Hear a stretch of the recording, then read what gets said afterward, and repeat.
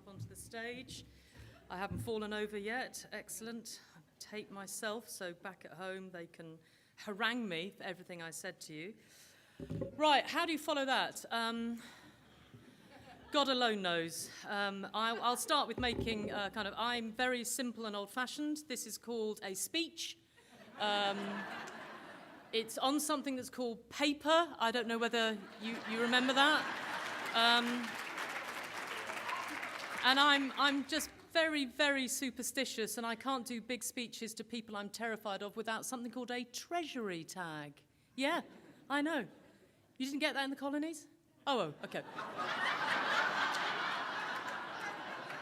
Ooh, that was risque, wasn't it? Anyway, I thought it's Friday morning, last day of the conference. What were they all up to last night? I thought I'd better hit them hard with a little bit of something in the morning. So please don't Twitter or anything like that. It terrifies me that I can see things happening there, and I'm just going to ignore it. The other trick I use is my glasses are on the table over there. So as you frown at me and think, what in God's name is that woman on, I won't notice. And I'll just press on. So as long as the terms of engagement are clear on this Friday morning, and you've all got coffee in front of you, I'll just press on. Okay, I think the vibe's all right so far, and I clearly there's a much ruder version of what Steve Gates ended up with, but I'm not going there because I am on tape. So I am incredibly delighted and honoured to be here today. I couldn't quite believe it, really, in terms of the invitation to come and speak to such a huge audience at such an incredibly important time, I think, in what you're all trying to do here in Canada together. I need to say, Steve is absolutely right. I will talk about some things.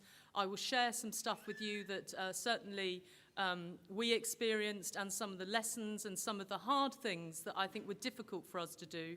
So I'm going to focus more on what was difficult and what was hard, rather than just stand up here and say, oh, how great we were, because actually that's a bit boring and won't help you. As Steve said, I've got quite a checkered history. I think that's one way I would describe it. I started out on the side of angels working for charities, including for somewhere called St. Mungo's, and that all went well. And then at some point I decided to take the taxpayers' money and become the UK Homelessness Czar. What was very interesting from a personal perspective is that the things I said when I worked for charities, as soon as I said them when I worked for government, you ended up as the front page news and people pointing fingers at you. So it was a very interesting personal transition that I haven't particularly changed my views from when I worked in hostels and worked directly with people to when actually I was then paid by the taxpayer and working for the British government. So over time, I have specialised, I suppose, with a fantastic team that have stayed with me over a very long period of time now. Long suffering teams you have to find yourself if you're going to do impossible jobs, and God knows they're long suffering. They're actually really happy that I'm in Canada for a few days. And probably got their feet up doing bugger all and, going out drinking every night. But, I'm ignoring that and just, hoping they're having a good time, frankly, because God knows they deserve it. So we've gone from homelessness to crime, to antisocial behaviour, to standing up for the rights of victims, and now in the job that we're doing, which I think completely overlaps with all of this, we're trying to reach out to and tackle families that have lots of problems and cause lots of problems. I am, of course, waiting for the moment some Prime Minister rings me up and says, Louise, we've got a great job. No longer the misery czar, you can be the wine czar. Even better than that, I hope Cameron calls me and says, God, you've done such a great job, Louise. You can be the wine czar and the fiction novel czar. Wouldn't that be great? Tim, could you ring them if I do a good job this morning and put a word in for me? So I want to say some of these things with some humour, because I think it's really important that we're a very different country. It is an entirely different operating environment, and I don't want to stand here and lecture you. We're a small country, but obviously we've got big opinions of ourselves, and we feel we have something to offer, probably too often. But anyway, here we are. I want you to just judge what's right for you, judge what's right for your country, and judge what's right for your character. That's the most important thing. I'll reflect on our journey over the last 14 years, and you can take from it what you want. So, back in 1997, the Blair administration came into power after a long time out of power, and they identified 4 areas of social exclusion that they wanted to tackle from day one. And they arrived with some vigor about that, I have to say. Teenage pregnancies, truancy and exclusion from children in schools, and then renewing our poorest neighbourhoods, and homelessness. Homelessness at that point was, for many of us, the most visible symbol of an uncaring society that we felt we had become. It had epitomised all that was wrong, it represented selfishness, and it represented an uncaring, uncivilised society.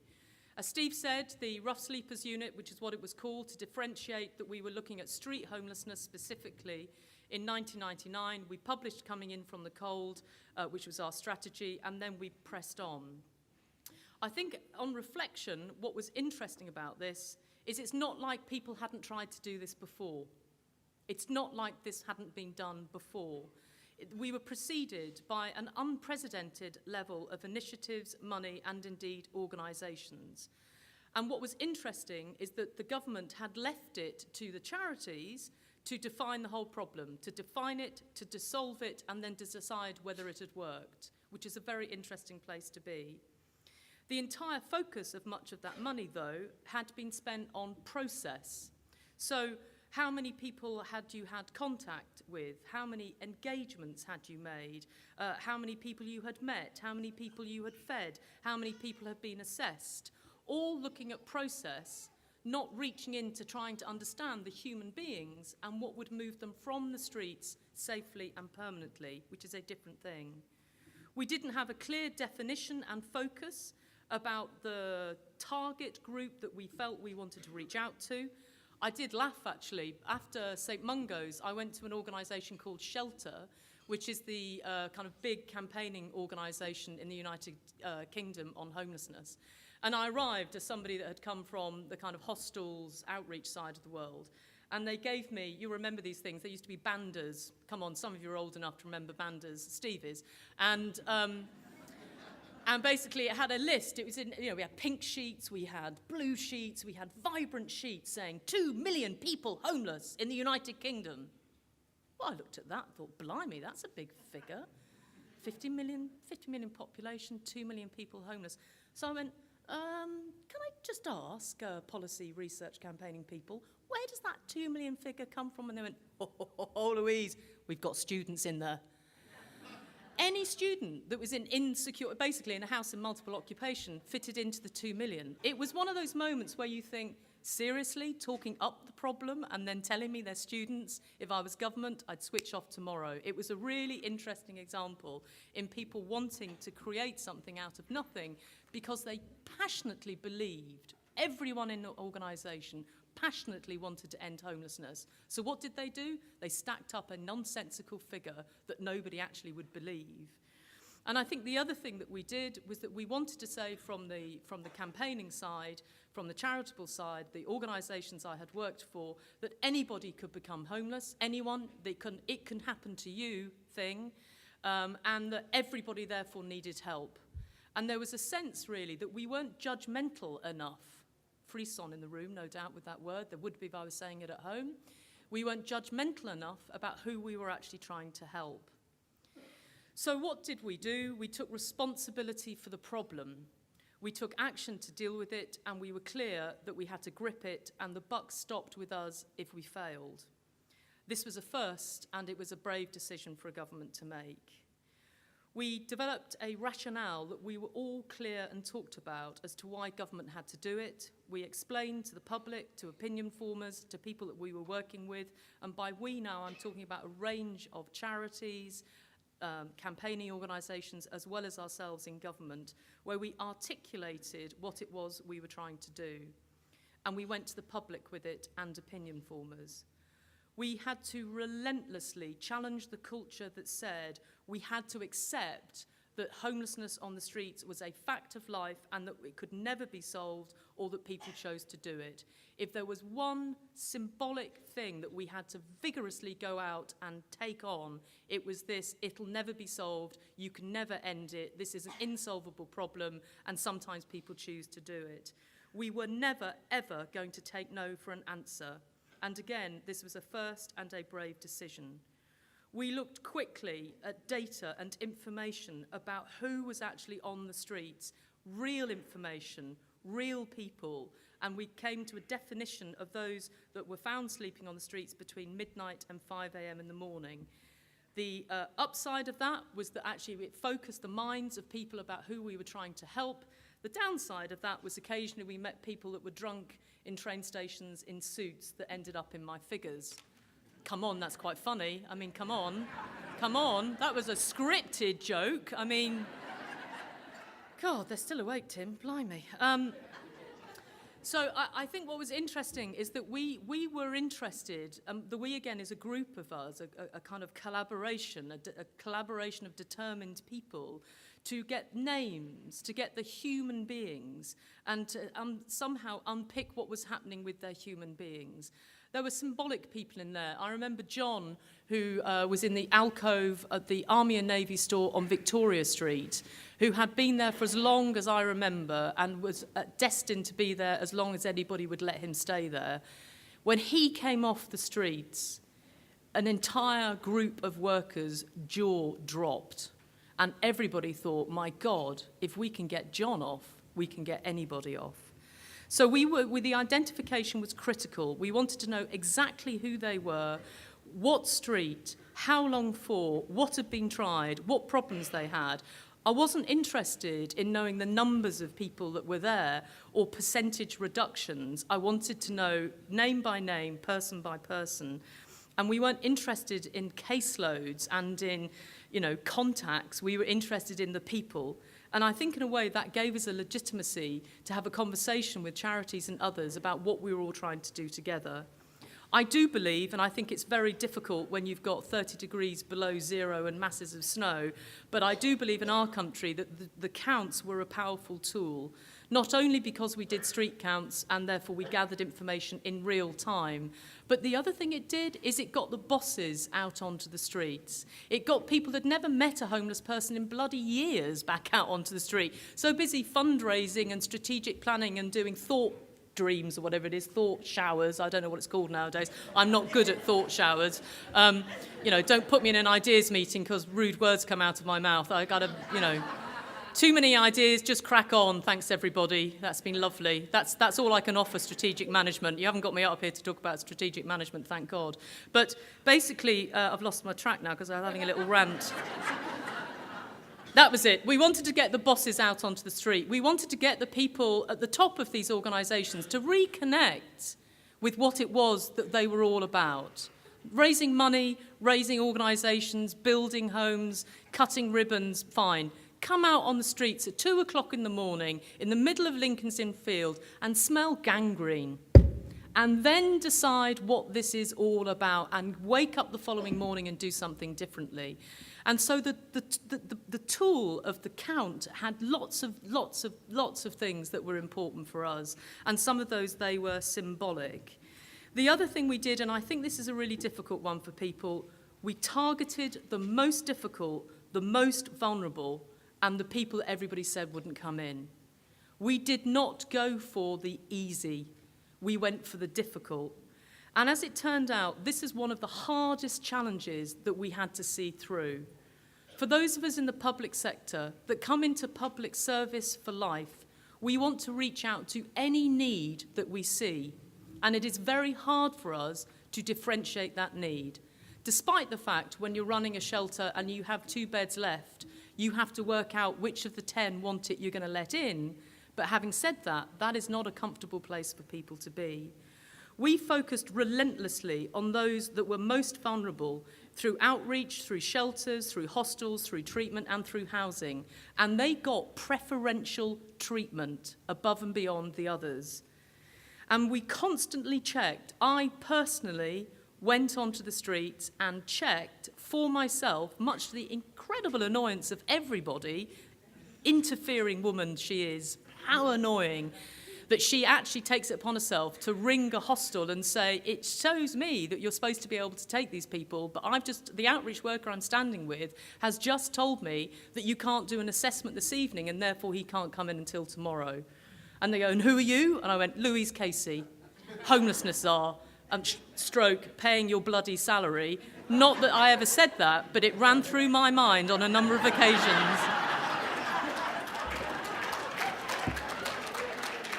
You see, I can say all of this in Canada. It's great. It's like I'm liberated.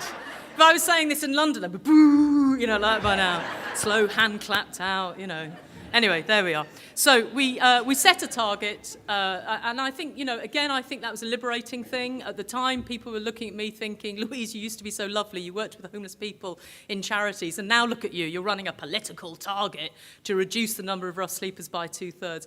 Do you know what? It was one of the best things that we decided. You know, it was amazing because what it did was say, we are going to focus relentlessly on the most vulnerable, and by so doing, we are going to change the culture of the streets of our country, and we will reduce the numbers by so doing. We didn't just decide to open up a load of night shelters and ask the police to move people in. That would have been the easy thing to do. Far easier than what all of those charities and all of those organisations did. What they did was take the brave route to focus on the most vulnerable, to leave some people on the streets and house others. And by so doing, we worked together to get what, you know, not playing a numbers game, but actually doing the right thing. So I do think that that involved a massive challenge to the system. Psychiatrists had to leave their hospitals, their consulting rooms, and their couches, and they had to go onto the street, not to shop, but to actually perhaps do an assessment of a homeless person if you're not too busy. You can see how popular I was. We basically tried to get people across the system to work directly on the solution for the vulnerable person. And if that meant taking a team to them in a doorway, that's what we did. We couldn't do that for everybody, but we did it for the most vulnerable.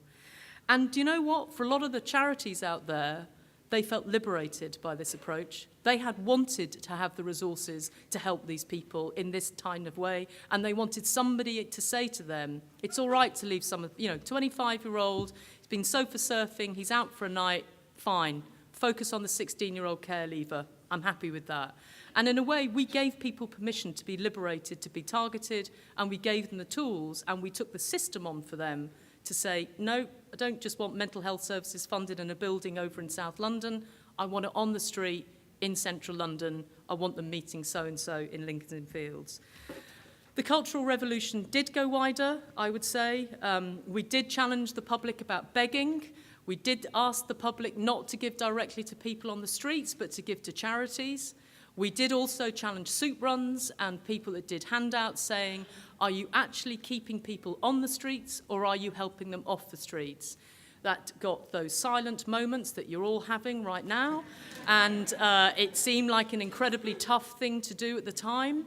But when you're standing in an area of London and there are 7 soup runs on a Tuesday night that go in 1 hour to one little area and leave a tip, apart from anything else, a mess, and just in a different language, I suppose, but, mess the area up, and actually the homeless people are going, we've had enough of this, you have to ask yourself, whose needs they're meeting? Are they meeting the need of the vulnerable guy that, can go to a day centre, can go to a night centre, and may need feeding on the street, or are they meeting their own needs? And that's what we have to ask ourselves, whether we're volunteers or whether we're paid professionals. When you open the hostel,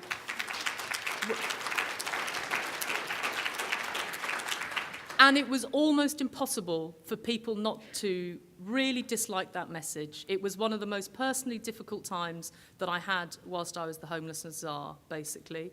The solution to your 22-year-old girl on that camera is not cheap, it is not easy, and it is not basic. And it sure as hell is more than a cup of soup. And if we remember that, then serve your soup in my night centre, serve your soup in my day centre, reach out with your voluntary kindness and connect with those people. But don't delude yourselves that you can't be part of actually solving homelessness. You've got to be part of solving homelessness, and if you're going to do that, sometimes you've got to change the terms of engagement. So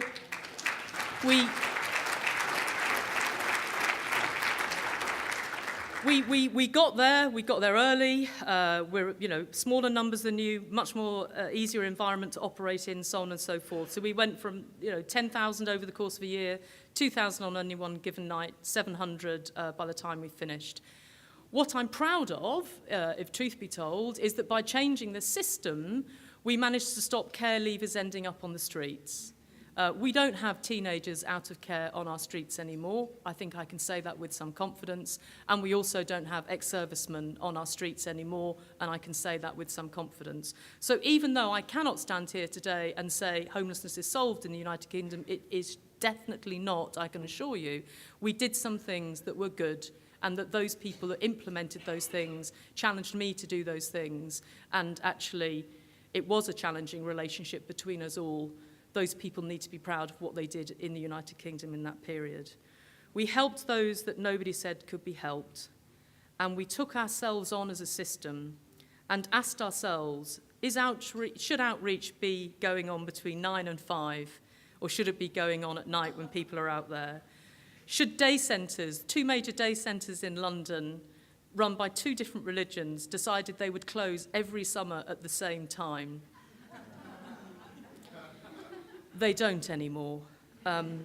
We got a night centre open. So the idea that people who are cold and vulnerable at night, we got a centre open in the evening, not in the day. That was a monumental moment, took endless of negotiation and a big threat of found money, if truth be told, but that's what we did. And we got hostels open when they were needed. We got treatment for people.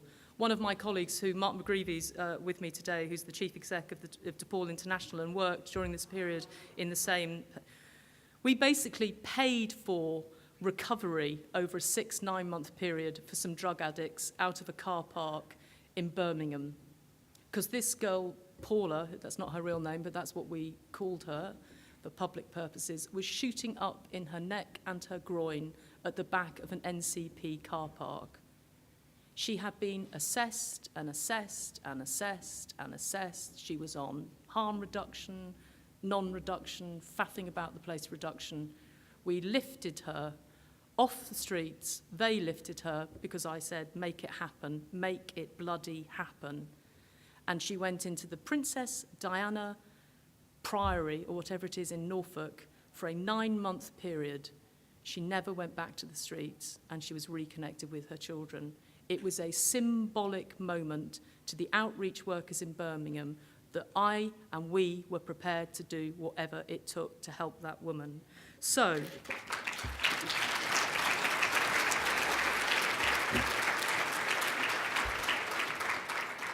you're very, very kind. So where does that leave us, I suppose, in terms of this room today and the kind of brief to be tough in terms of messages and reflections? Of course, you should be celebrating successes, and knowing Tim and being with him at a meeting and Steve in Chicago about a year ago, it is clear to me as a fellow human being that you are making progress in this country, and you should be proud of that.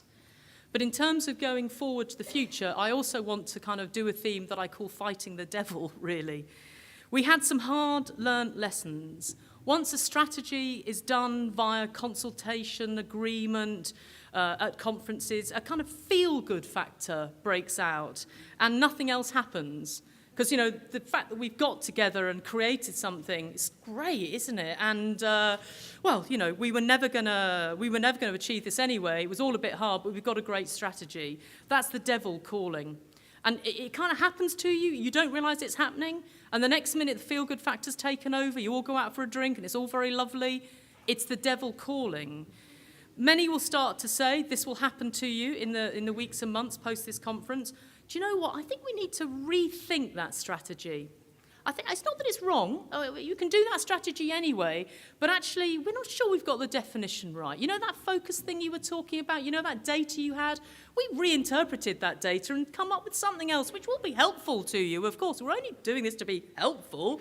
The definition needs to be bigger. What you're doing needs to be broader. It needs to be better because this isn't going to work. It's the devil calling. Once you've decided you're going to focus and you're going to help some people, go and bloody help them. Don't sit in 6 months' time doing a review and deciding to change the goalposts, because you'll leave people on the streets of this country, and that is not what anybody at this conference wants to do. The temptation to be the most popular person on earth is very, very, very powerful. We all want to be liked. The fact you've applauded me occasionally during the speech just makes my little heart get slightly larger.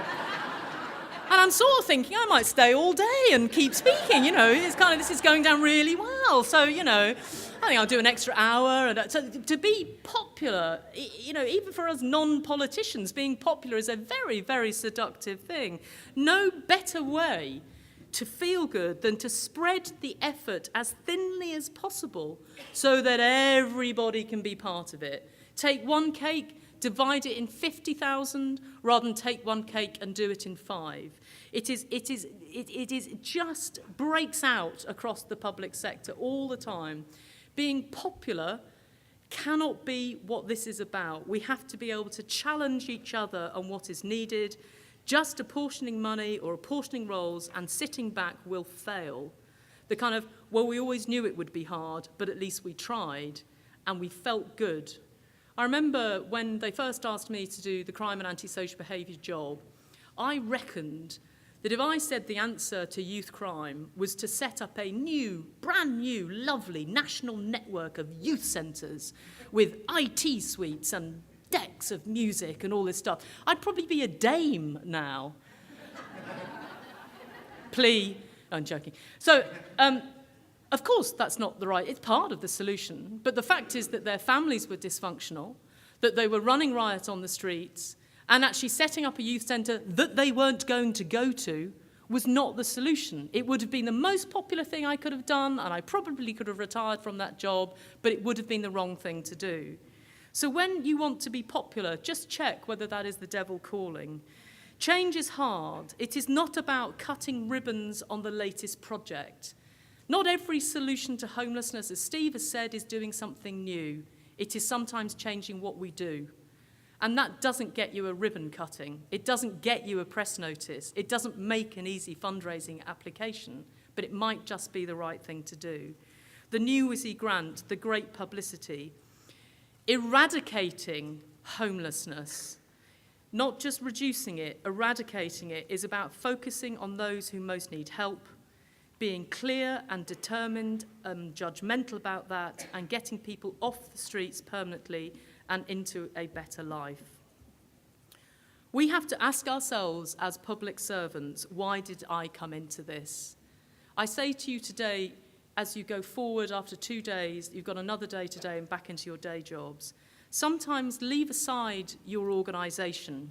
I call that it's better than yours syndrome. Leave aside the fundraising. I call that we deserve that money more than they do syndrome.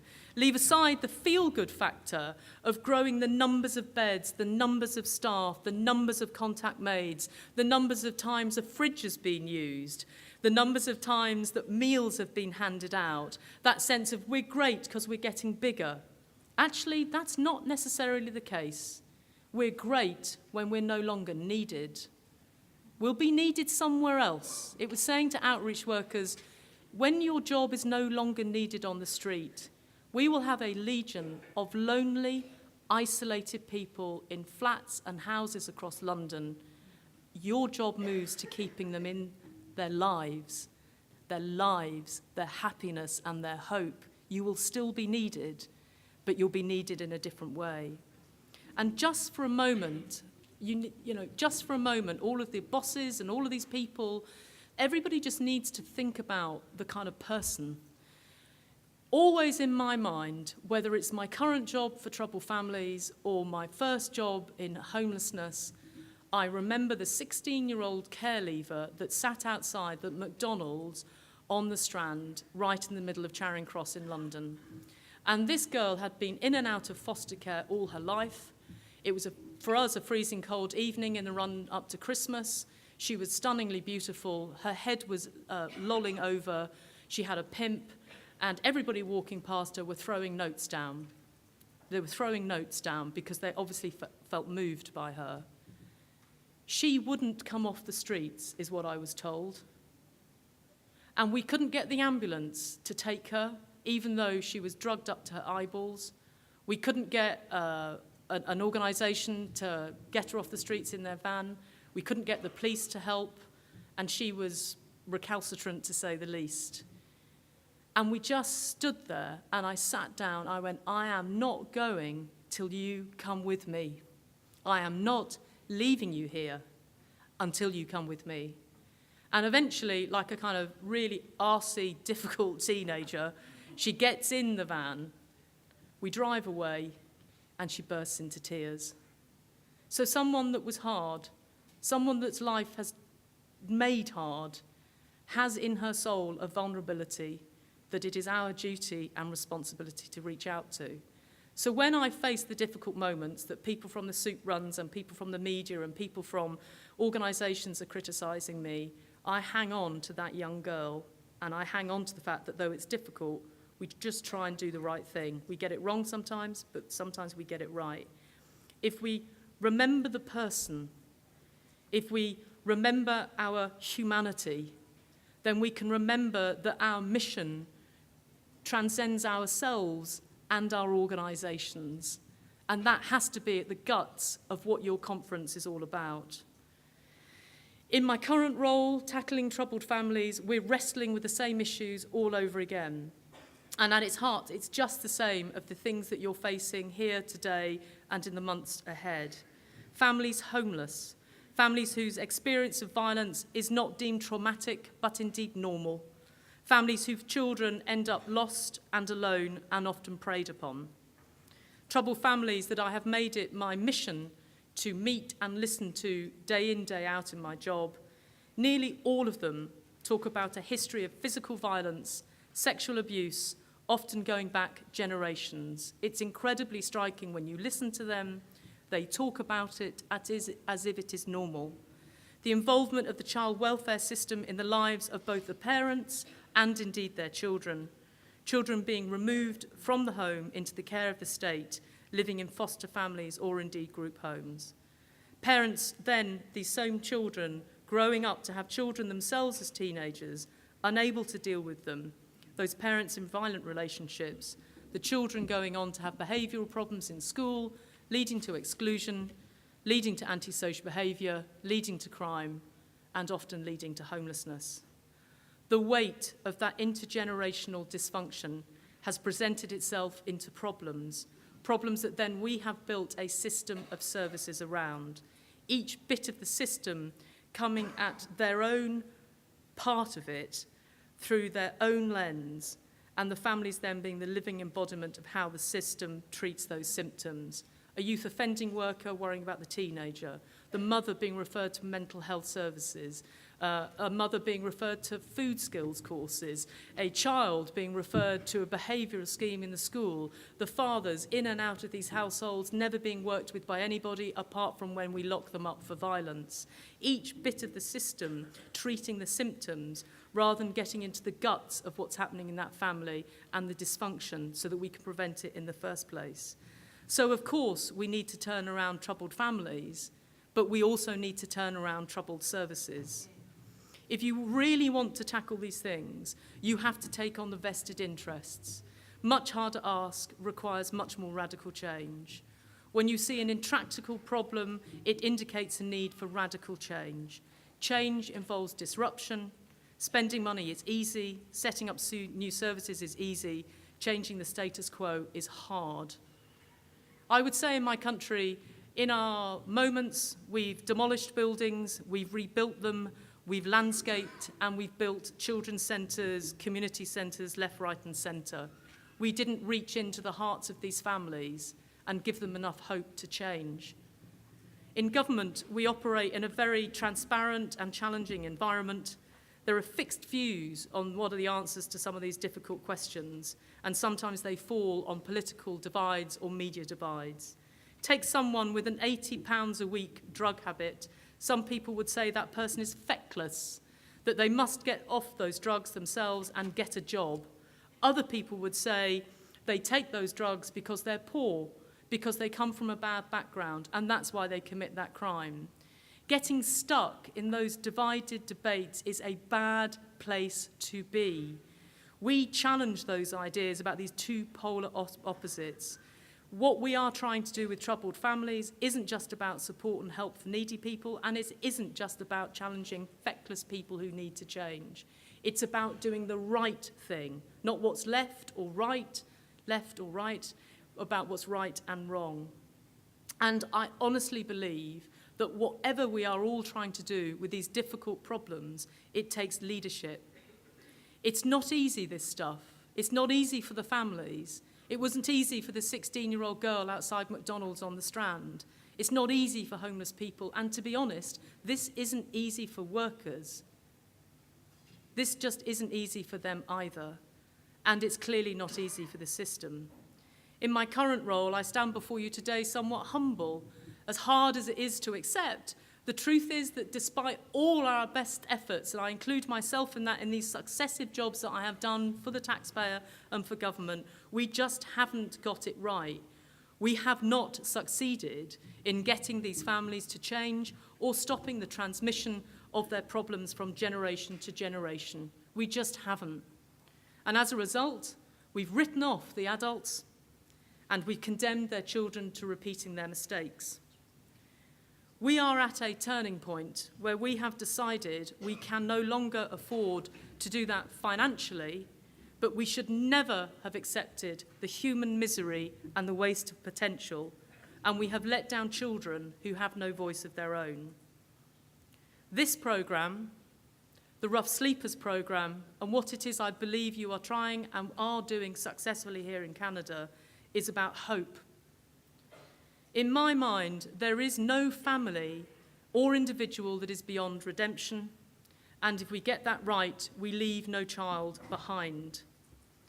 I put it to you today to hold in your hearts your common purpose, your common belief, and a common sense of determination. It's my profound belief that we as a community are strong if we are strong at the broken places. By condemning those whose lives we have asked to be served to fight our wars and our battles, to end up on the streets, we are broken. By allowing sick and vulnerable people sometimes to end their lives on the streets, we are broken.